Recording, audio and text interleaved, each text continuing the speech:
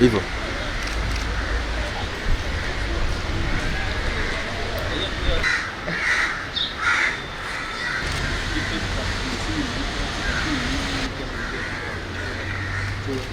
Baada ya kushikwa alikiri kwamba yeye huiba masimu pale Mwembe Tayari, na akatuongoza mahali akiiba simu anaenda kuuza,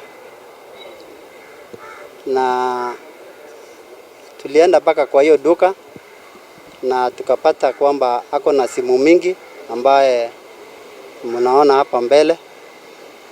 Tulipata kushika wanunuzi wawili na yule mwizi. Kwa wale ambao wananunua simu za wizi, hakuna tofauti na mwizi, sababu wewe ukishikwa na simu za wizi hata wewe utastakiwa.